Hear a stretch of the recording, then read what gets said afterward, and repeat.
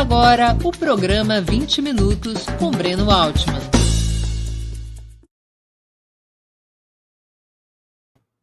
Bom dia! Hoje é 6 de outubro de 2021. Estamos dando início a mais uma edição do programa 20 Minutos. Nosso convidado é Edival Nunes da Silva, o Cajá, histórico dirigente do Partido Comunista Revolucionário.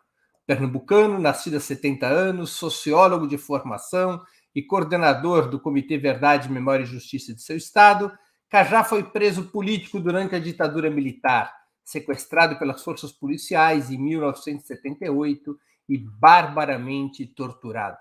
A luta por sua libertação foi um dos principais dínamos da campanha pela anistia, que seria aprovada no ano seguinte. Com esse encontro, damos continuidade à série com líderes de partidos extraparlamentares, para conhecermos melhor suas trajetórias, o que pensam e como atuam. Antes de começarmos a conversa, gostaria de pedir que façam uma assinatura solidária de Opera Mundi em nosso site ou se tornem membros pagantes de nosso canal no YouTube. A imprensa independente precisa da sua ajuda para se sustentar e se desenvolver. Também peço que curtam e compartilhem esse vídeo, além de ativarem o sininho do canal.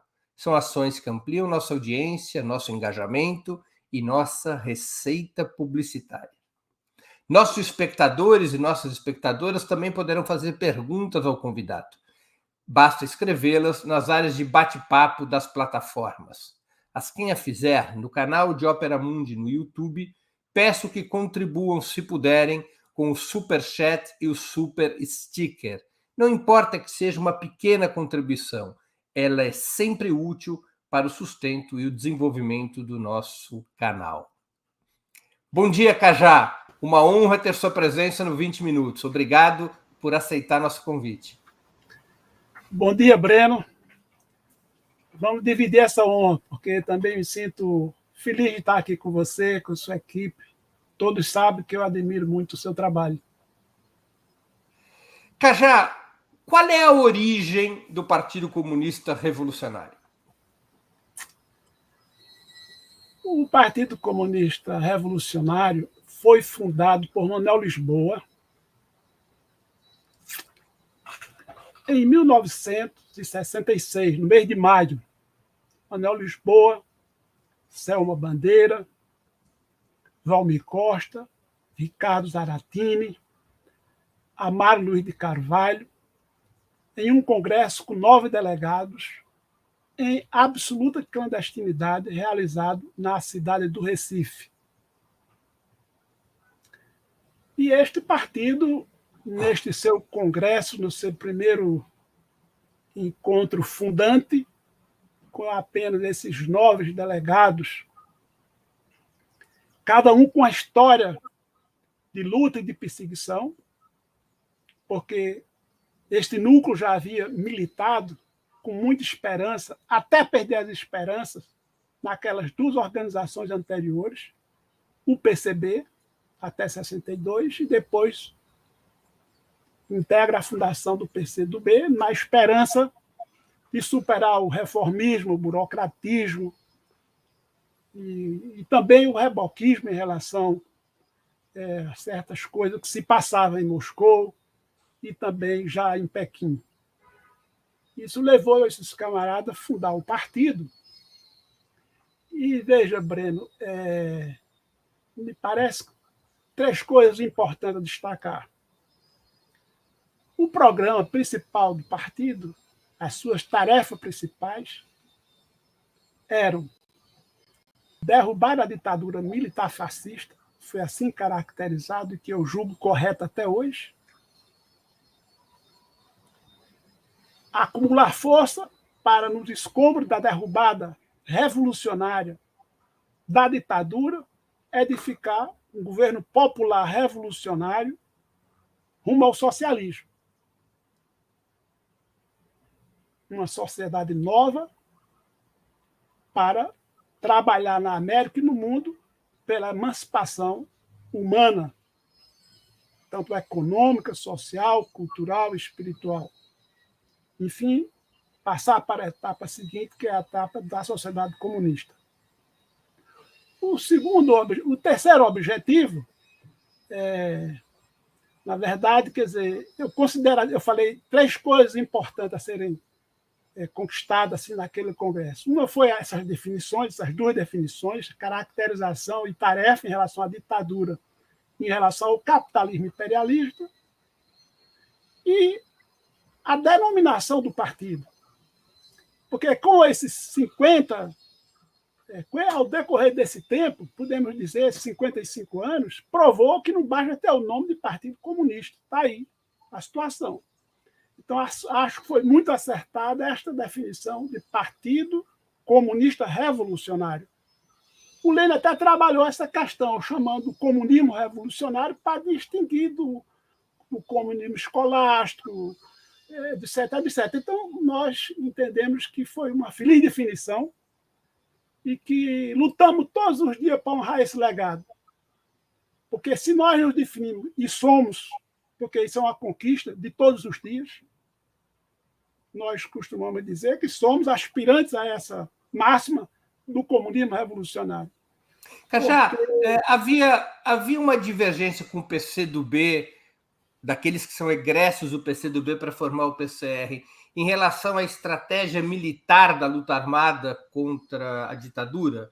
O PCR, em alguns textos eu já li que o PCR, o grupo que deu origem ao PCR, se colocou contrário à consideração do Araguaia como centro estratégico para o desencadeamento da Guerra Popular, que o melhor local seria o Nordeste, o que daria, digamos assim, a certa configuração regional do PCR. Isso procede? Em parte, mas no todo não.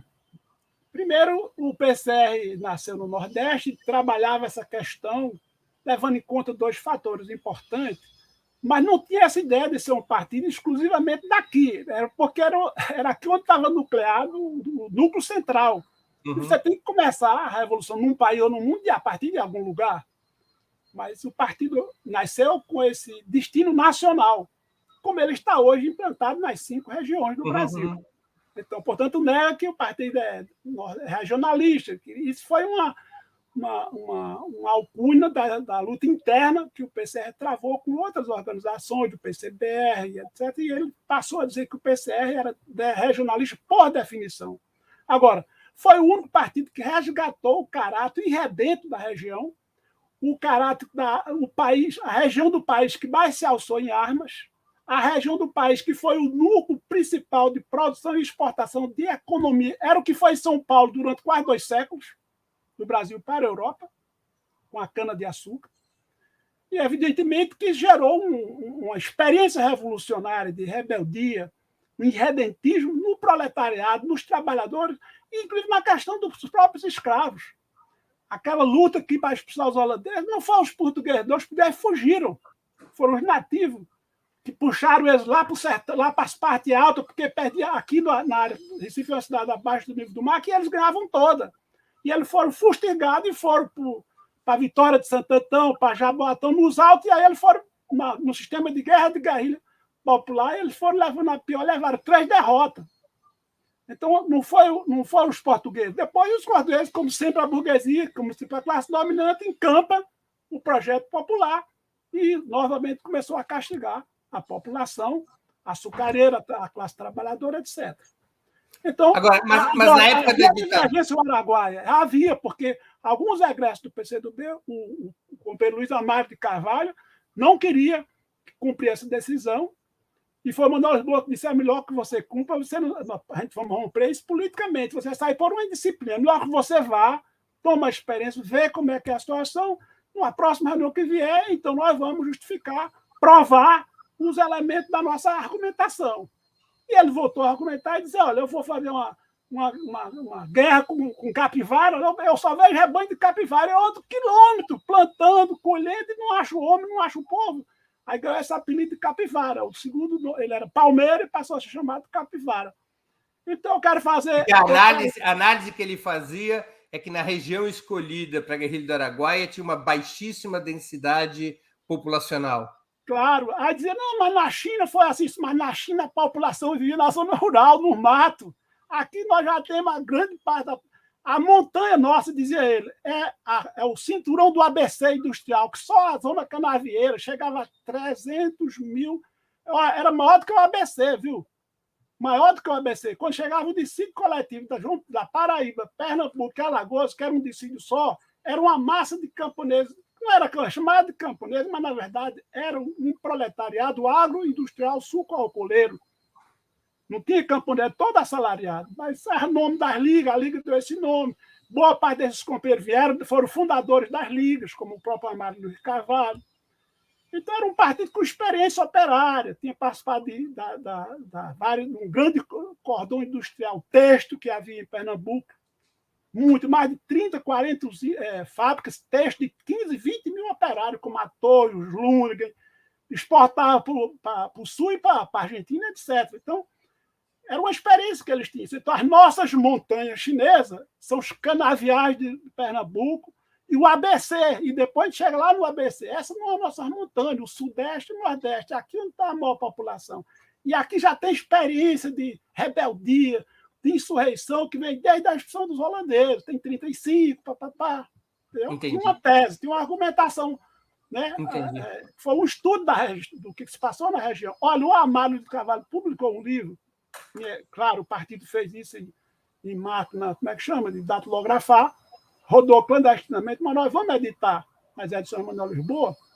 Quando ele, na introdução desse livro, ele diz, desse livrinho de 40, 50 páginas, ele diz que a colonização do Pernambuco deu certo, porque Eduardo Coelho já tinha tido experiência de trabalhar com escravo na Ilha da Madeira, e deu vários elementos. E aqui então, ele conseguiu prosperar com o chicote do domínio, né? Como os nativos se recusavam e não eram produtivos, foi buscar escravos que ele já conhecia e começou um processo de colonização pesado aqui do açúcar. E então o açúcar passou a ser uma potência naquele período.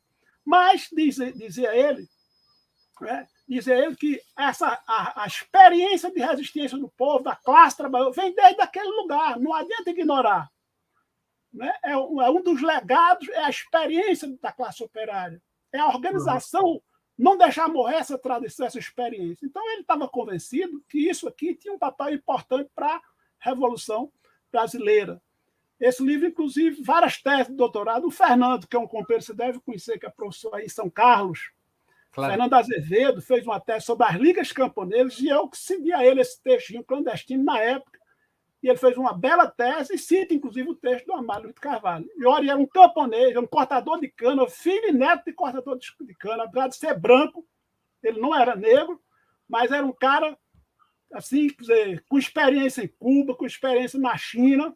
Então, quando ele se recusou a ir para aquela região, é evidente que ele estava com a experiência do que viu na China e do que estava vendo no nosso país. E o Manuel, que tinha uma capacidade de elaboração muito boa, né, conseguiu, apesar de na casa de 12 pontos, ainda ficou algumas coisas a ver com a Revolução. O PCR naquela época, ele conseguiu dar início a algum trabalho de resistência armada no Nordeste?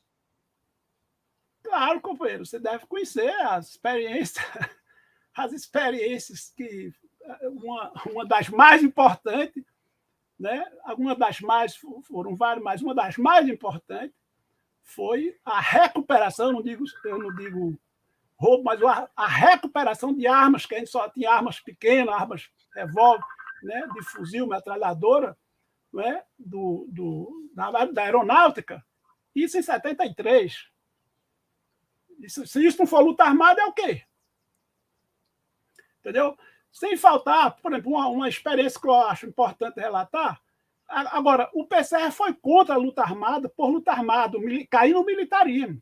Essa foi uma das razões do companheiro Zaratini, né, terminar tendo que se afastar. Foi praticamente expulso numa reunião, porque ele entrou dizendo que se não, olha aqui o sucesso das ações da VPR, da LN, se o PCR não entrar, não seguir esse caminho aqui, eu tenho uma proposta, então eu vou sair. Aí o Manuel disse, então vamos inverter a pauta, vamos ver se primeiro você e quer ser do PCR, depois ele decide, mas com quem é do PCR, se vai ou não fazer a tal ação que você quer. E aí ele nem terminou, não foi desligado, porque ele próprio estava já nesse espírito. Era um grande companheiro, mas ele era meio precipitado. Depois ele reconheceu, caiu na LN, foi preso em pouco tempo. Veja só, caiu aqui em Recife ainda, conseguiu fugir do quartel, o quartel onde eu fui preso, o quartel da Cavalaria. Manuel Lisboa, sabendo que ele já não era mais do partido, supôs que ele estaria em um dos aparelhos aliados nossos, procurado como uma agulha no palheiro, procurou documento, fez uma documentação com a foto dele, juntou um dinheiro que desse para ele chegar em São Paulo. Só, ele chegou lá, bateu a porta do local, ele estava no local, e a polícia inteira procurando o cara. Só aqui, tenho 2 minutos para ficar com você. Esse é dinheiro, esse documento é para você. Se abraçaram, tal, e foi a última vez que eles se viram. Esse era o Manuel Lisboa, entendeu, companheiro? E no livro, depois que ele fez depoimento, o Zaratini fez um artigo escrevendo e contando quem era Manuel. Entendeu? E agradecendo esse fato. Só não relatou como foi que ele saiu. Ele nunca disse que saiu por essas circunstâncias. Mas depois ele reconheceu numa carta que a atitude dele realmente era militarista e a atitude do partido. O PCE não acabou porque teorizou a não entrada no militarismo, mas fez ações militares. Eu gosto de contar uma que é educativa.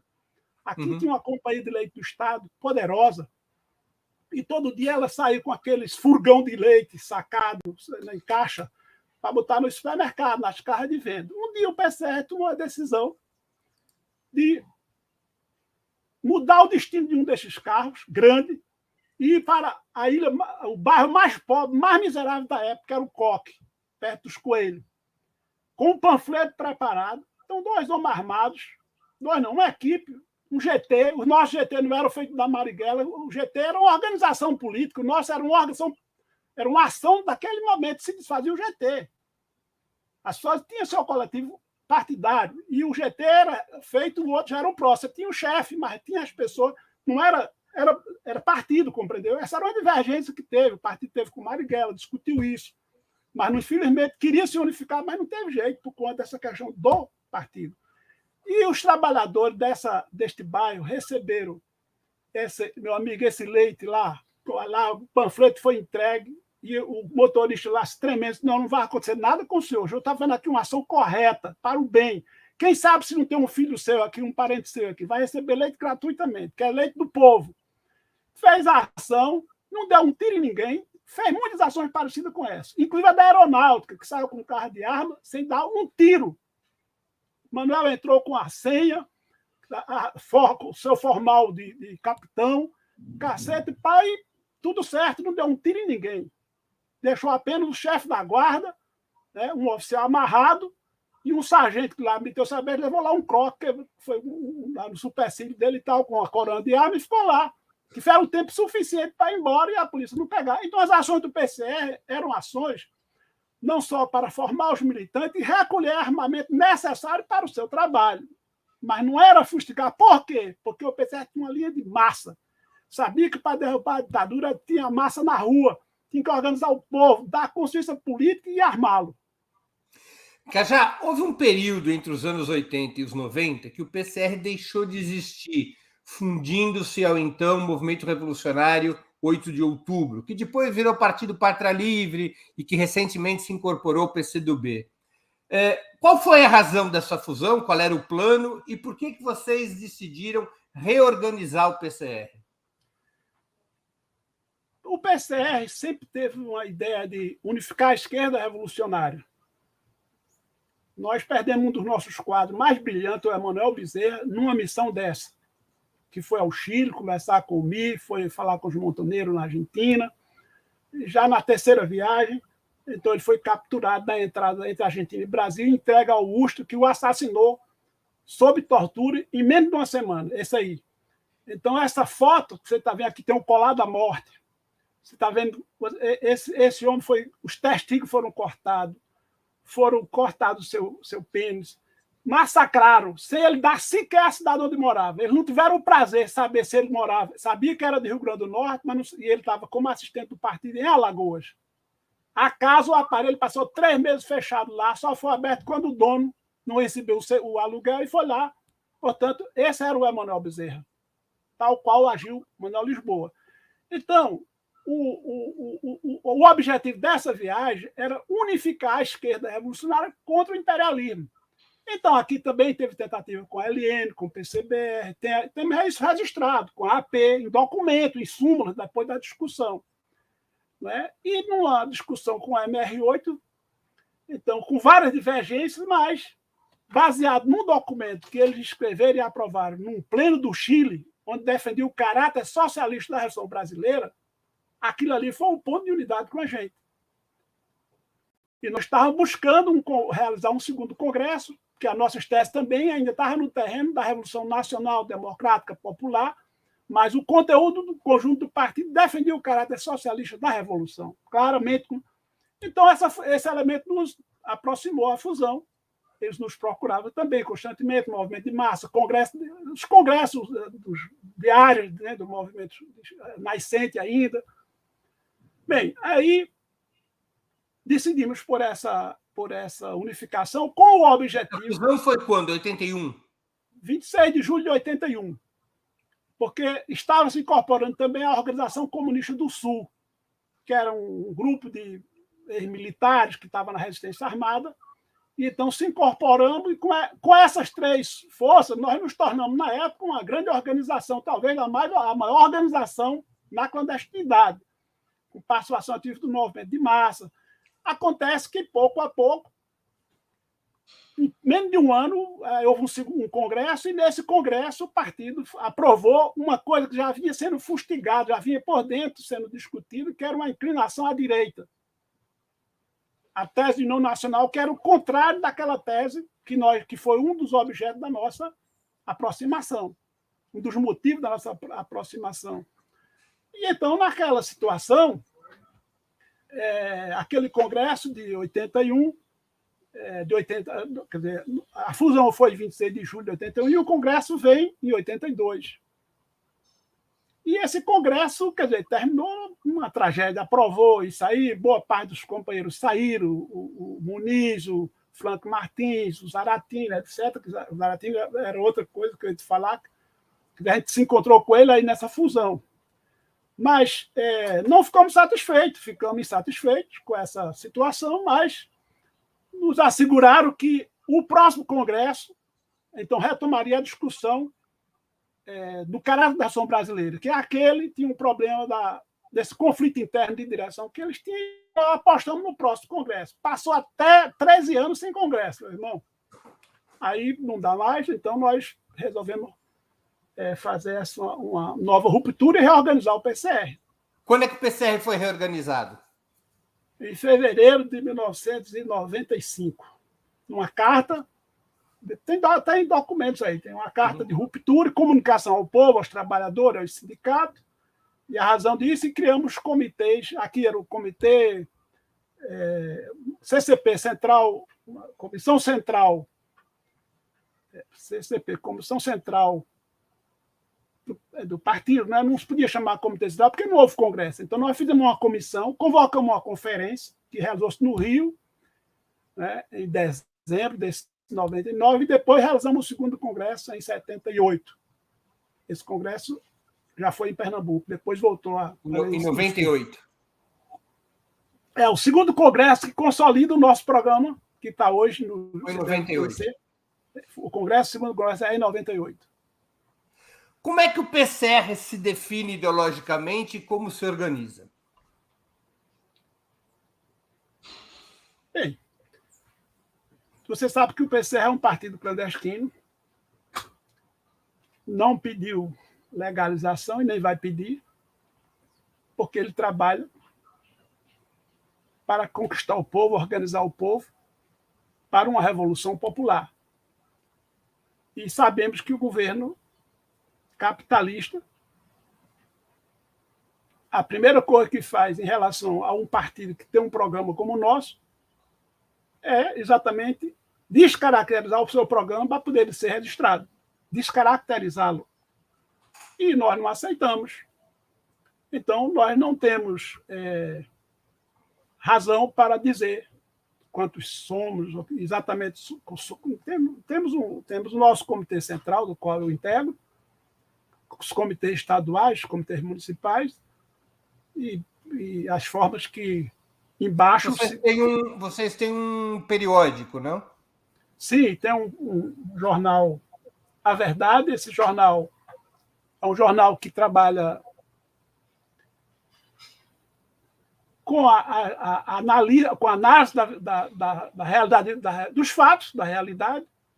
Um jornal mensal, um jornal analítico, né? E procura prestar esse serviço de publicar a correspondência do povo, o sentimento do povo, a crônica da fábrica, do bairro. Né? Esse é o jornal A Verdade.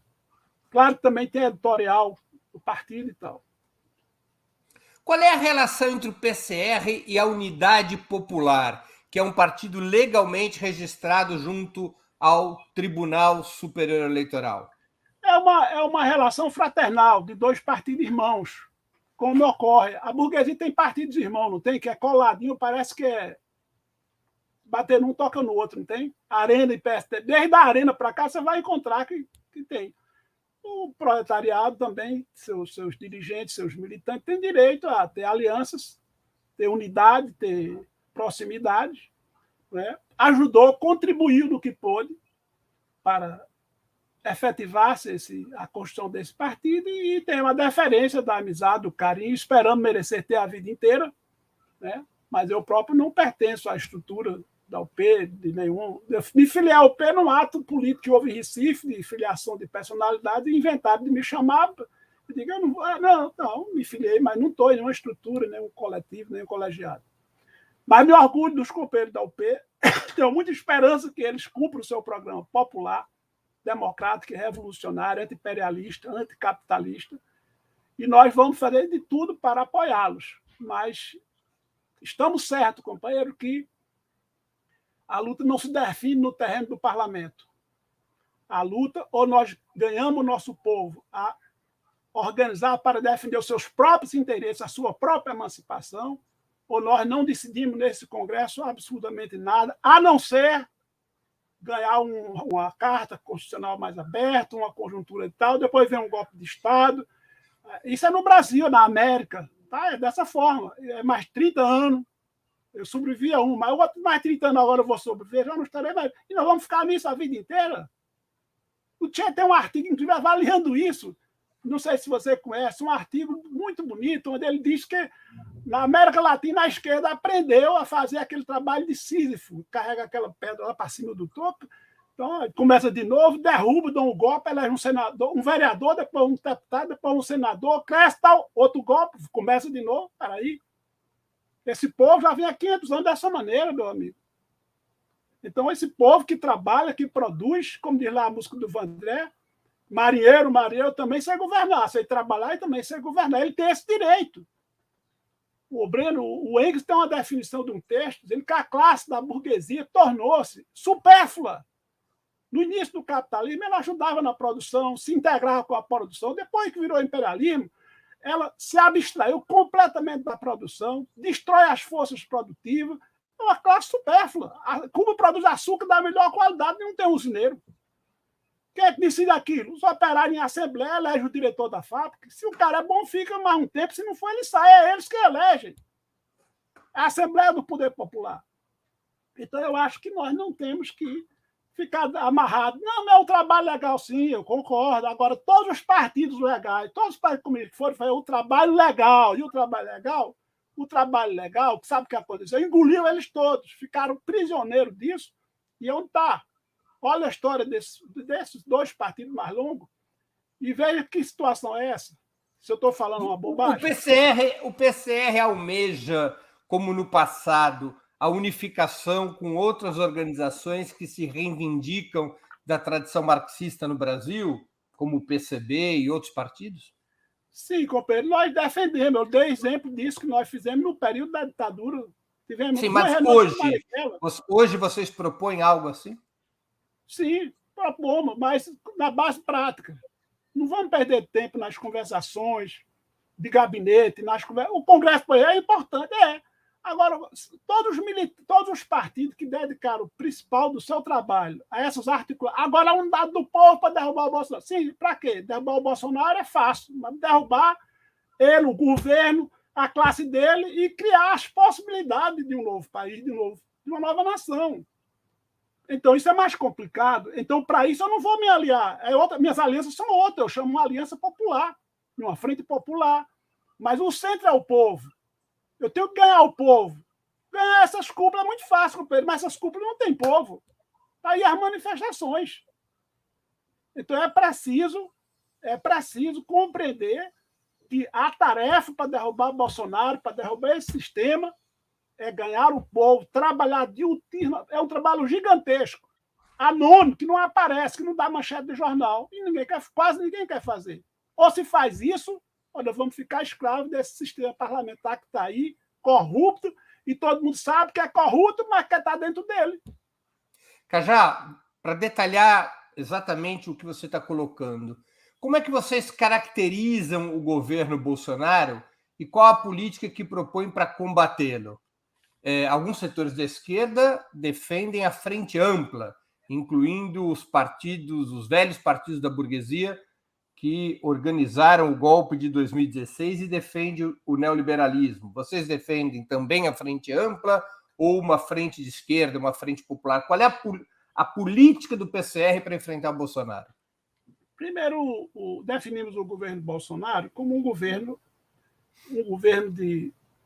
Para resumir de maneira mais rápida, é o governo do desemprego, é o governo da fome, é o governo da miséria, é o governo que já levou quase 600 mil compatriotas a morte por uma doença evitável, com a comprovação de que pelo menos 400 mil dessas, segundo os cientistas, não teriam morrido. Então, é um governo deslavadamente entreguista, que se comporta como sendo um apêndice dos monopólios imperialistas, principalmente dos Estados Unidos. Então, o governo vem de pátria, é um governo que não tem nada, não se pode esperar nada dele. Fez campanha jurando, batendo continência para a bandeira dos Estados Unidos. Defende a ditadura militar que assassinou. E ele tem prazer de dizer que assassinou pouco, devia ser 30 mil. Entendeu? Então, esse governo é um governo que, de fato, é extremamente antinacional, é um governo de caráter de corte fascista, ele é um protofascista, enfiou aí quase 8, uns falam de 10 mil oficiais das Forças Armadas, essas mesmas Forças Armadas que deu o golpe de 64, submeteu ao Pentágono, à CIA, à Casa Branca. O chefe do Estado-Maior, que era Castelo Branco, andava mais na embaixada, nos últimos meses do golpe, na embaixada dos Estados Unidos, do que na sala do presidente da República. Todos sabem disso. E esse pré-golpe, esse pré-64, esses antecedentes ainda não foram estudados o suficiente para compreender que as Forças Armadas estão comprometidas com tudo isso. Aliás, tem isso por natureza.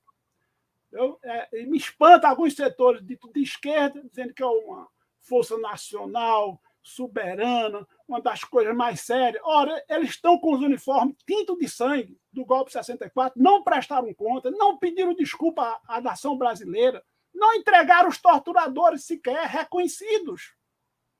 Se eu disser, eu falei a você da Manuel Bezerra, se eu lhe disser como foi que assassinaram Manuel Lisboa, como é que assassinaram Amaro Félix, como é que assassinaram Manuel Aleixo, Breno, é de uma perversidade, é de uma selvageria, que é isso tudo que o Bolsonaro fala e seus colegas falam, que estão aí, eles estão dizendo isso.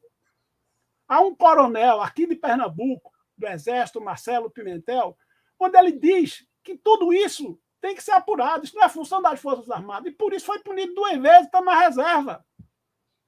Porque disse que o golpe não foi revolução, foi um golpe e que Bolsonaro está bolsonarizando o Exército. Foi punido, estando na reserva. E não pune um Pazuello que vai para comício fazer campanha para esse governo genocida. Então é evidente que essas Forças Armadas não merecem o nosso respeito. Então, portanto, nós achamos que este governo deve ser derrubado. Deve ser derrubado. Não é apenas o Bolsonaro e o Guedes, essa política de entreguismo, de saque da riqueza nacional, né, de sofrimento para o nosso povo, de fome, isso tem que cessar. E só cessa com o povo na rua. Só não teve golpe ainda porque não teve correlação de força propício. Mas houve as tentativas. E no 7 de setembro, não há dúvida. Tem dia, tinha hora, estava tudo acertado. Bota 2 milhões em São Paulo, 2 milhões aqui, ocupa o Congresso e o Supremo. E não o fez porque não teve correlação de força e o próprio presidente do Supremo tomou a providência de ligar para o chefe do Exército. Cadê a Polícia Militar? Está subordinada ao Exército legalmente. Então, vocês não tomam as providências e amanhã nós vamos ter que baixar uma nova GLO. E quem é o responsável? É o senhor general. Quer dizer, criou-se várias complicações, claro. Ele no outro dia vem com aquela carta, com aquela palhaçada. Ele não vai desistir, porque ele sabe que não ganha eleição limpa. Não ganharia, por isso queria uma urna de papel, e por isso quer dar um golpe para não ter eleição. Tem medo do povo, tem medo do voto. Qual é o tipo de frente que vocês propõem contra o Bolsonaro? Frente ampla ou frente de esquerda? Nós propomos uma frente que cabe o povo, que ganhe o povo. Só de partido, só em cima do... Ó, companheiro, unidade em cima do partido não toma, não resolve. Tem que ser unidade embaixo. Não em cima do palanque. Ou bota o povo na rua. Por que eu vou fazer um comício como aquele do MBL que você viu lá? Gente de esquerda em cima daquele palanque. Aí não quer. Se afastando do povo, isso sim. Então, nossa frente é uma frente popular. E se ganhamos o povo, nós achamos que não só o Congresso se rende a isso, como o conjunto dos homens e mulheres de bem vai acompanhar essa luta. Ela será vitoriosa. Veja que a campanha das diretas só venceu quando o povão foi para a rua. Milhões, não era milhares. Então, eu penso que esse é o caminho. É um trabalho duro, mas é o nosso dever. Cajá, a UP, partido irmão do PCR, participa ativamente da coordenação da campanha Fora Bolsonaro. Faço esse registro para te colocar a seguinte pergunta. Vocês acham que ainda é possível derrubar o atual governo pela via do impeachment ou de outra modalidade, ou a saída da crise desaguará mesmo nas eleições presidenciais de 2022? Bom, eu acho que se você convidar o presidente da UP, ele vai te dar com clareza assim, a ideia da UP sobre isso. Como eu não participo do diretório nacional, das reuniões, eu vou te dar as opiniões do Comitê Central do PCR. Certamente. Mas eu sugiro que você convide o Léo, o presidente. Eu já entrevistei o Léo, já entrevistei. Já. Nessa linha dos partidos sem representação no Congresso? Não, eu o entrevistei num outro programa nosso, no Sub-40, e voltarei a entrevistá-lo no 20 Minutos.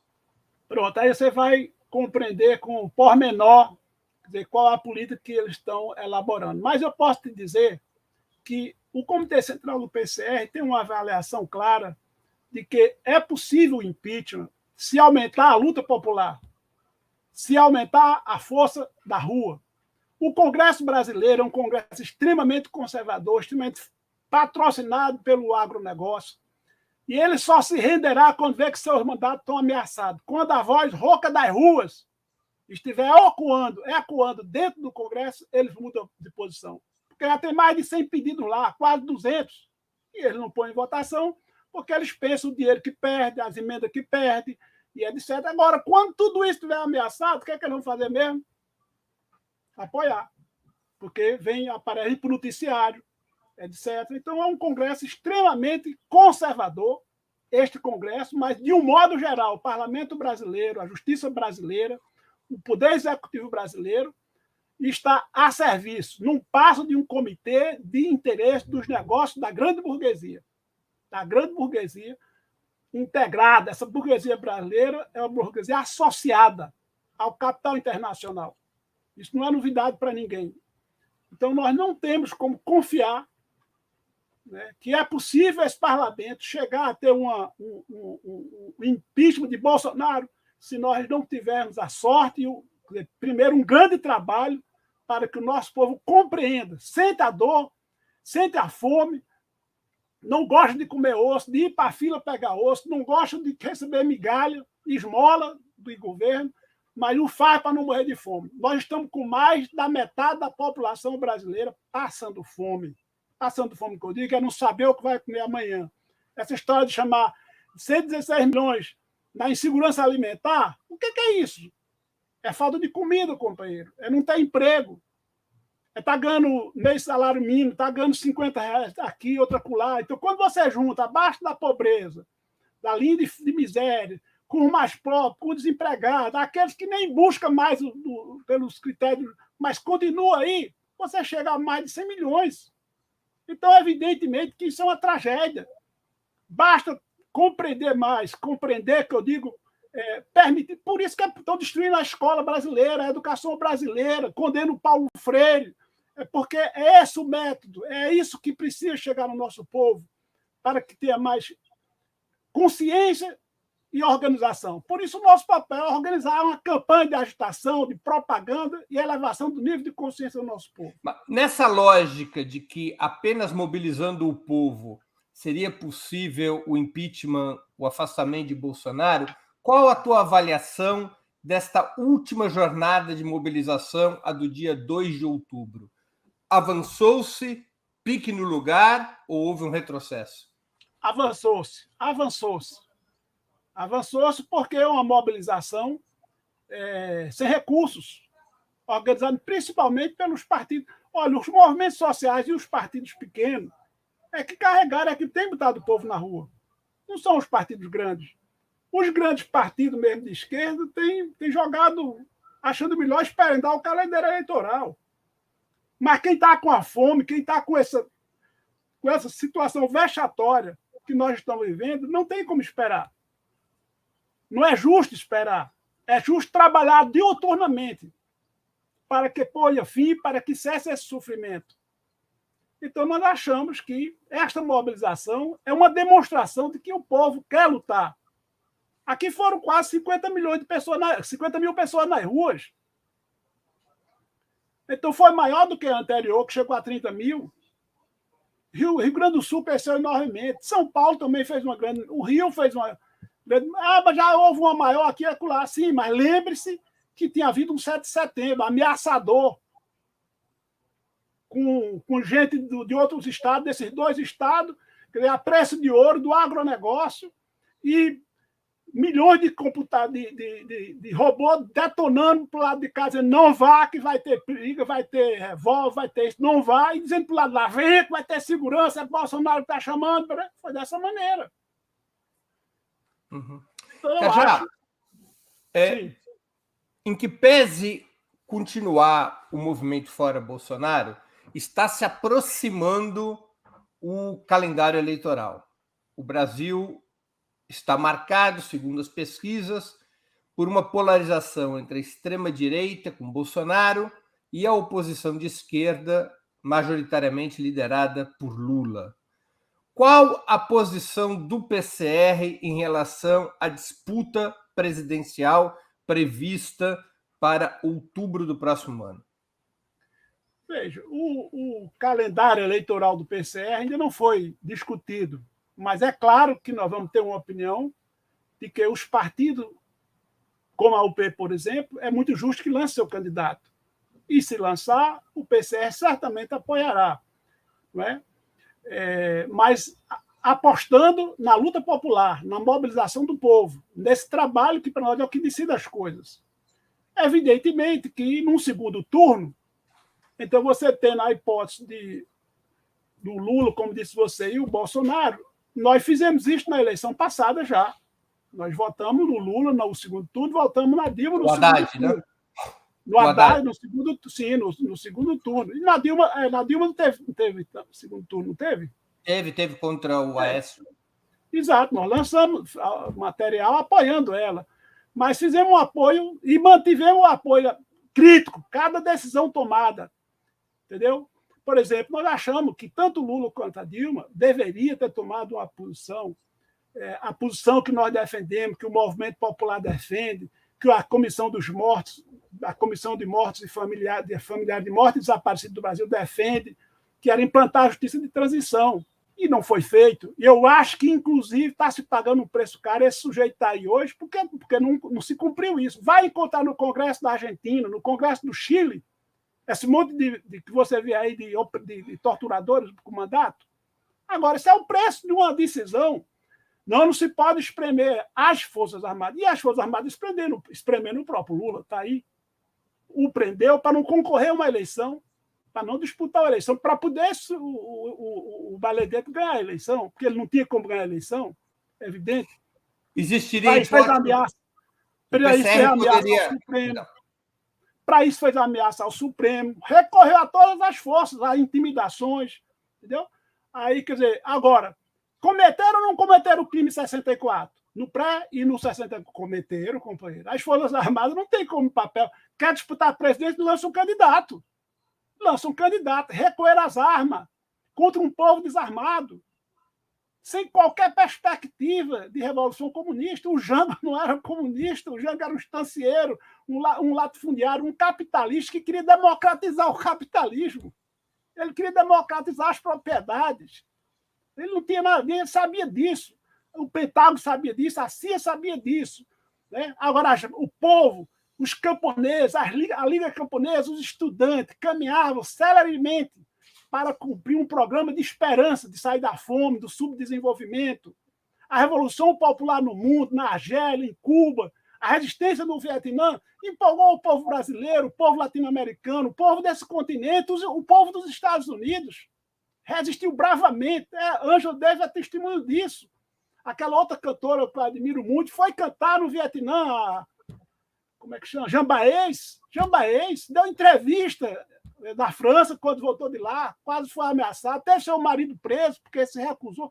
Quer dizer, eles sabiam que esse povo, esse continente estava despertando, marchando para a sua emancipação econômica e social da Europa e agora dos Estados Unidos. É isso que estava em jogo.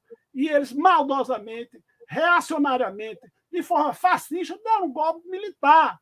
Entendeu? Tramado na Casa Branca, repito, no Departamento de Estado, dentro da Embaixada, e foram cooptados de forma servil. Entendeu? De forma servil, assassinando seus irmãos. Porque fala-se de 460 mortos. Mentira, Breno. Chega em torno de 10 mil mortos quando você soma os militantes anônimos da Liga, da base das ligas camponesas. Só em Pernambuco assassinaram mais de 400. Apareceram quando os açudes secavam, com corda de pedra amarrada no fundo do açude, boiando nos rios, no rio da Mata Sul, o rio que sai lá, o rio Una e o rio da Mata Norte, e chegando no mar. Os indígenas, quantos milhares tem o relatório Figueiredo provando isso? Então, quer dizer, na verdade, cometeram um genocídio e não se quer apurar. É por isso que ficaram indignados com a Comissão da Verdade e por isso a comissão ficou apenas como sem o poder de prisão, por exemplo, um órgão de Estado que não pode obrigar que o cara vem se quiser. O Ucho disse no Congresso, numa reunião no Congresso da Comissão, que a presidente da República era uma terrorista. Esse sujeito tinha que ter saído preso dessa reunião da Comissão da Verdade, meu amigo. Em qualquer lugar isso teria acontecido. Na Argentina, no Chile, em qualquer lugar onde houve justiça de transição.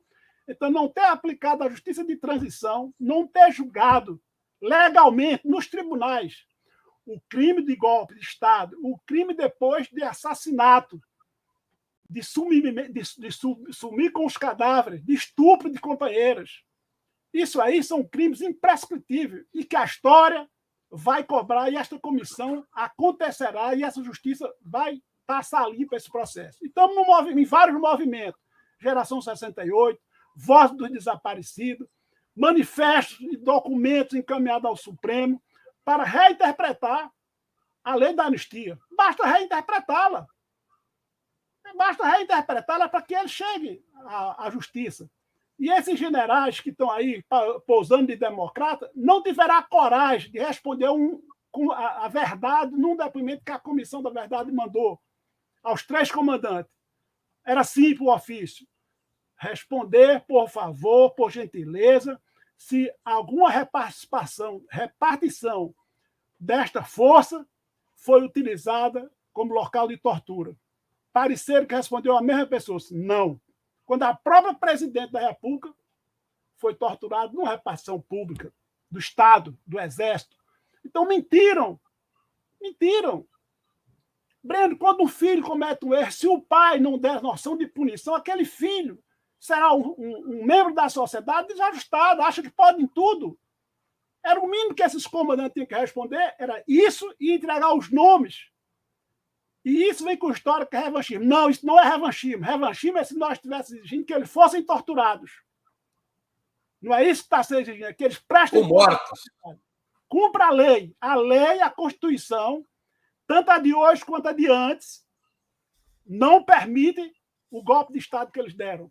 Não permite. Cajá, deixa eu mudar um pouco de assunto. Qual é o balanço que o PCR faz dos governos petistas? Não entendi. Qual é o balanço que o PCR faz dos governos petistas, dos governos de Lula e Dilma? Olha, é sofrível. Nós fizemos um apoio ao Lula, de uma chamada apoio crítico, publicamos isso nos jornais, fizemos as críticas do que deviam ser feito, mas o PCR não foi sequer recebido em ofício, em audiência solicitada ao Lula. E ele nos conhece a mim, já nos sentávamos antes dele ser deputado, já nos conhecíamos. Ele não nos recebeu. A comissão, quando mandou, nós, enquanto membros da Comissão de Familiares Mortos e Desaparecidos, nós coordenamos uma atividade de Comitê de Memória, Verdade e Justiça, e esses comitês não é do Estado, é da sociedade civil, só vão desfazer quando encontrarmos o último desaparecido. O último desaparecido do PCR e das demais organizações que deram a vida pela libertação do nosso povo. E o Lula sabe o que respondeu? Não vou poder receber a comissão, sinto muito, porque isso espreme as Forças Armadas. A Dilma, que é a Dilma, também não nos recebeu enquanto comissão. Recebe uma companheira dos companheiros. Ele quer uma comissão com esse objetivo, sentar uma linha, uma atitude em relação à política de justiça de transição, e quer trocar. Não foi. Isso é um erro gravíssimo. Isso é um erro gravíssimo. Ademais, aquela carta de intenção aos brasileiros é uma ruptura de compromisso popular. A carta ao povo brasileiro de 2002. Ao povo brasileiro. Aquilo poderia ser uma carta aos banqueiros. Veja que todos grandes banqueiros tiveram conduzindo a economia do período Lula e Dilma. Isso não era possível, porque tanto economistas de esquerda que foi formado ao longo desse tempo, meu Deus do céu, aqui. Quantos economistas de esquerda sérios que nós temos nesse país, formados na CEPAL? Entendeu? Você pega o Celso Furtado, bota na cultura. Por que não bota na economia? Ah, não, porque é carimbado, mas tem os novos. Quer dizer, e a Dilma, a privatização da Petrobras não foi uma invenção desse povo que está aí, não. Já tem, a Dilma, ela terminou a eleição, fez um discurso no outro dia dizendo que era justo, tem que ter um reajuste fiscal. Eu fiquei espantado, como é possível? Derrotou a Aécio com esse discurso e agora vem falar de reajuste fiscal. De criar determinadas leis para resolver um problema de segurança. Não revogou a Lei de Segurança Nacional. Não, é evidente que são erros graves. Então, nós, entretanto, não fizemos o jogo da direita. Trabalhamos o tempo todo apostando de mostrar com a luta popular a necessidade de ver. Por isso, temos autoridade para chegar a dizer isso. Quais foram os erros do PT? Quais foram os erros do ponto de vista da economia? Não investiu no movimento popular. Na economia, realmente mudou o que estruturalmente? Não mudou, porque fez para cá, fez para os cinco, mas não é assim. Você precisa tomar os mecanismos que resolvem. Para a Comissão da Verdade, não criou um órgão de Estado para aplicar resoluções, boas resoluções, mas qual órgão de Estado? Está engavetado. Mas não foi esse governo que engavetou, já estava engavetado. Então, isso são erros graves. O movimento popular, em vez de ser estimulado a organizar, foi cooptado, virou chapa branca. Aí, veja, um governo que o Lula, na posse dele, tinha 1 milhão de pessoas em Brasília, debaixo de chuva, eu me lembro. Eu estava na casa de Pelópio da Silveira, você deve saber quem é, um prefeito exemplar, engenheiro, professor da universidade, foi prefeito de 55, depois foi vice-governador. Esse homem morreu há 10 anos atrás, deixando a casa o que um professor universitário deixa na vida, e seu nome. Então, estava lá eu e Clodomir Moraes, que depois de Julião era o mais importante das ligas, assisti a posse de Lula na casa do Clodomir, do velhinho já, idoso, tá? Perto dos 90 anos, mas muito lúcido. Ele ouviu, eu me lembro, ele viu aquele povo chegando, e perto do Lula chegar, ele virou-se assim, pô, Clodomir, Cajá, para mim, a ditadura caiu agora.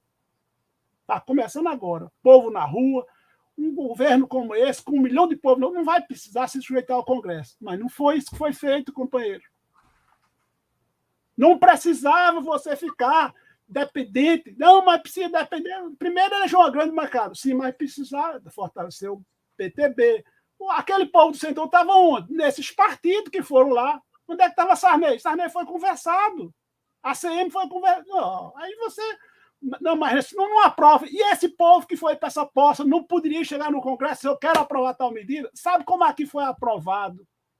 A lei que garantiu na Galileia a expropriação de uma grande propriedade que até hoje está dividida, não foi recampada aos pequenos lavradores.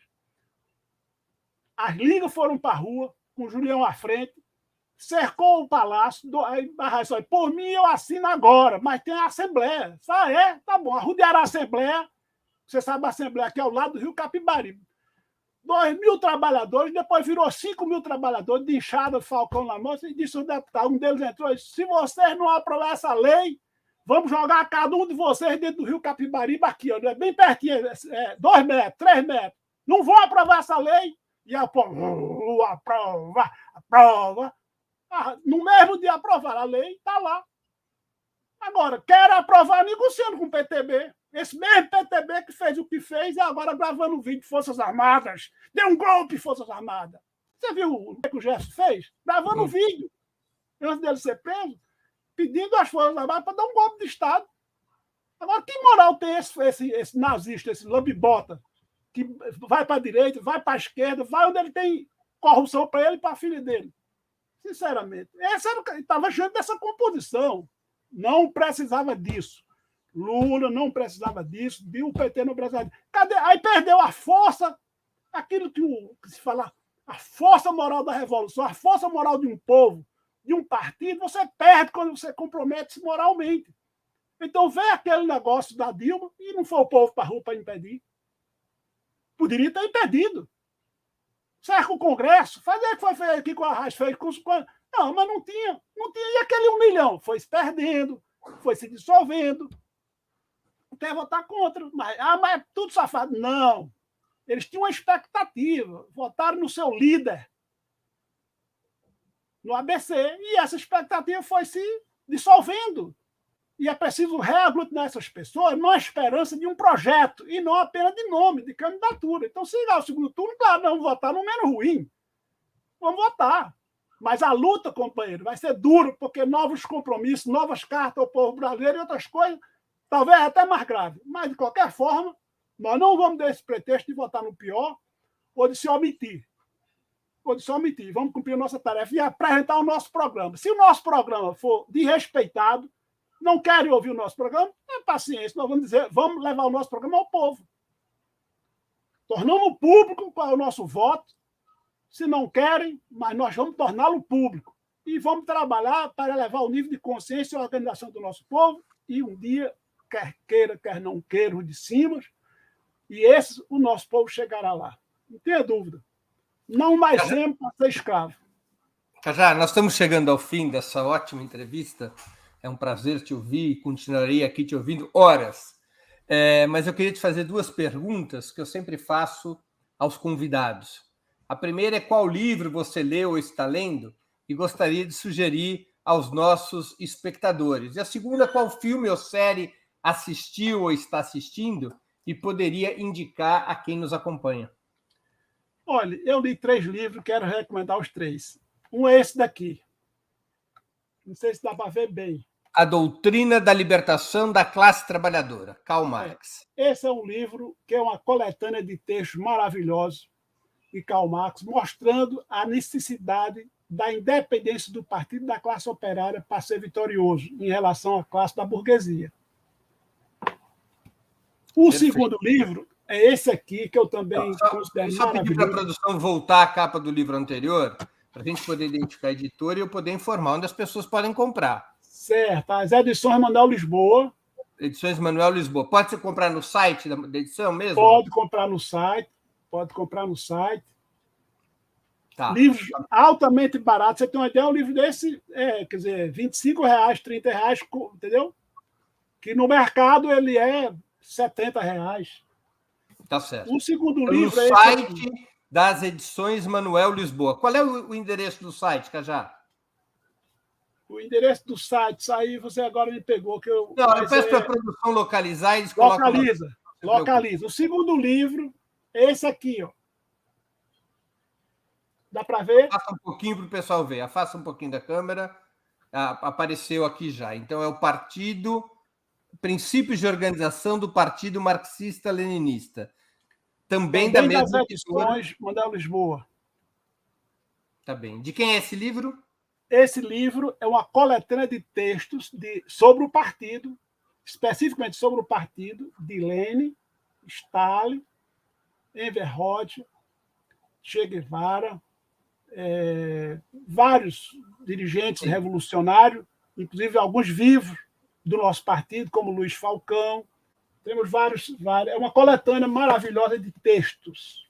E, por último, que eu acabei de ler, ainda estou terminando de ler, esse aqui, que é uma edição, é uma nova edição deste livro, produzido pelo Comitê Central do Partido Comunista Bolchevique da União Soviética, em 1938.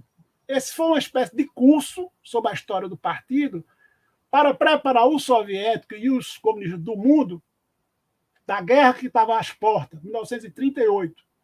Então, todo um levantamento de como foi construído o partido, como foi conquistado o poder, como se planificou a economia, as lutas internas, com as várias tendências, com o trotskismo e outras coisas, tudo relatado oficialmente pelo Comitê Central. Esse Comitê Central criou uma comissão e o coordenador da comissão foi o Stalin. E tem uma novidade, esse livro ele terminou em 1938 e tem um segundo capítulo, um apêndice maravilhoso, que é sobre a situação econômica da União Soviética entre 1938 e 1941, porque o livro só vai até 1938. Então, no final, tem um apêndice de um texto que é a história da história, esse texto que está lá colocado, da história da União, não do partido, da história da União, da URSS.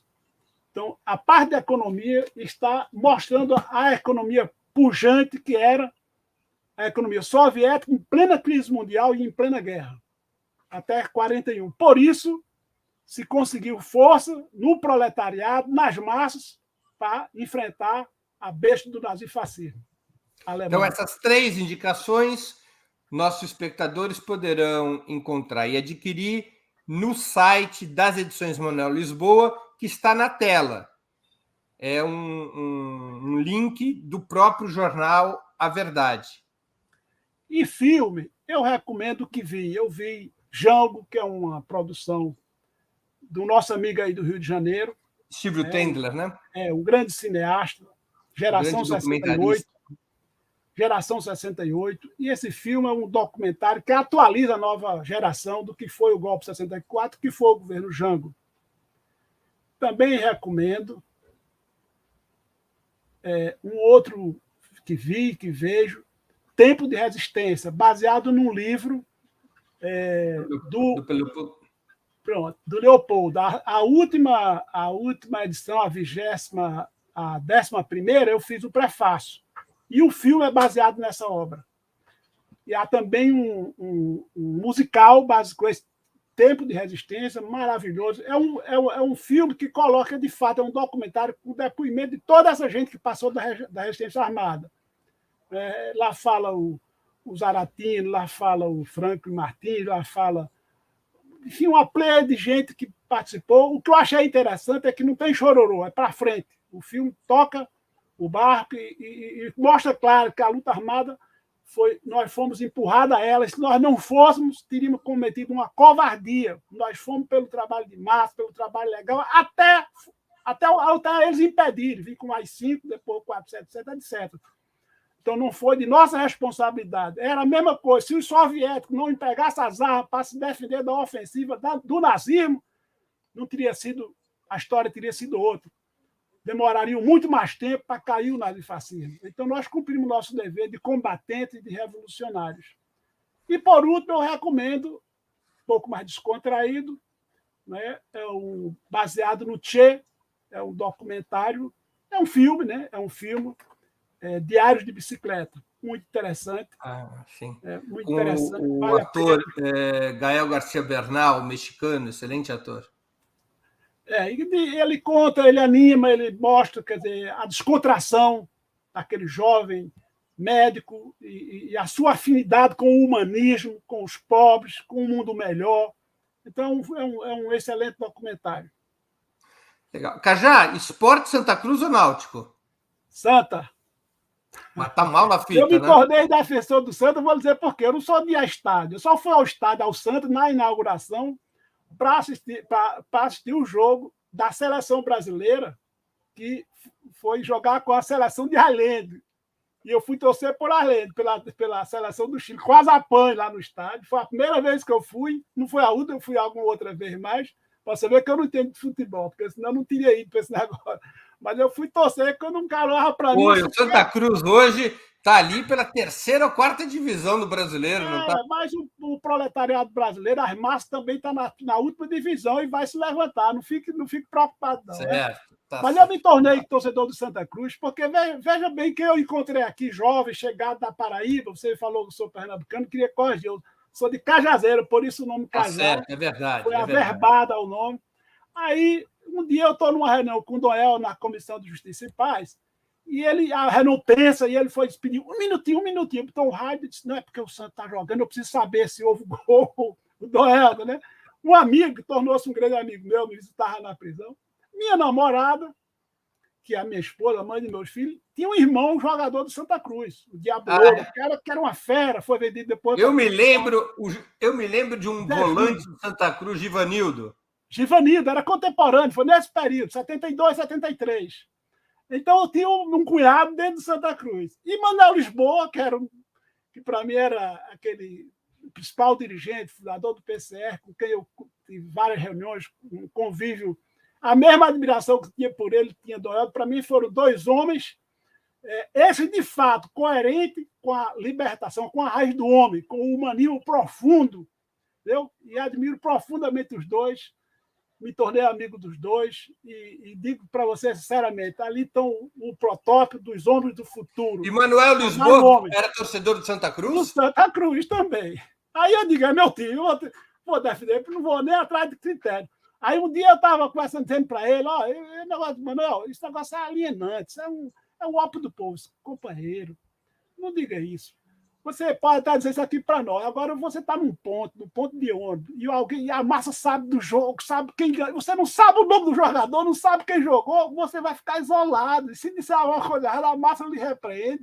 Esse é o time das multidões, o futebol é das massas, nós temos que acompanhar o sentido. E ele jogava, né? Mesmo clandestino, quando ele podia, estava um aparelho mais razoável, ele jogava uma bolinha, ele gostava do futebol pra caramba. Mas não era sectário, não brigava por isso, não. Cajá, eu queria agradecer muito pelo teu tempo e por essa conversa muito agradável e de grande interesse ao nosso público. Obrigado pela oportunidade que você deu aos nossos espectadores e a mim mesmo. Obrigado, Breno. Eu que agradeço muito a você, a sua equipe. E vou lhe confessar, vou me tornar pela primeira vez membro de um canal. Eu vou me associar ao seu canal e, naturalmente, ao canal do Jornal A Verdade, que eu também ainda não me associei. E eu vou ter que fazer essa forma de presença nesses dois canais, porque eu admiro, de fato, esse trabalho que você faz. A Lenilda é uma das jornalistas do Jornal A Verdade, está aí curtindo seu programa. Então, um grande serviço você presta à verdade, que você presta à causa da democracia, e nós temos que ser solidários com esse tipo de jornalismo que, infelizmente, anda tão raro, né? E precisamos de multiplicar a força desse jornalismo que você faz, que faz o Jornal A Verdade. Obrigado. Muito obrigado por tuas palavras, Cajá. Boa sorte. Obrigado. Encerramos assim mais uma edição do programa 20 Minutos. Voltaremos a nos ver amanhã, quinta-feira, 7 de outubro, às 11 horas, com mais uma edição do programa 20 Minutos Internacional. O entrevistado será o jornalista e professor Bruno Huberman, cuja pesquisa sobre a colonização de Jerusalém por Israel foi premiada como a melhor tese do ano pela Associação Brasileira de Relações Internacionais. O tema: o sionismo é racista e colonial? Até lá, obrigado pela audiência e um grande abraço. Para assistir novamente esse programa e a outras edições dos programas 20 Minutos, se inscreva no canal do Opera Mundi no YouTube. Curta e compartilhe nossos vídeos, deixe seus comentários. O jornalismo de Opera Mundi é mantido com o seu apoio.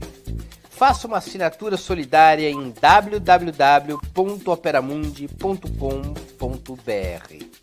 Com um pequeno valor mensal, você nos ajuda no desenvolvimento de um jornalismo independente e de qualidade. Obrigado pela audiência e até a próxima.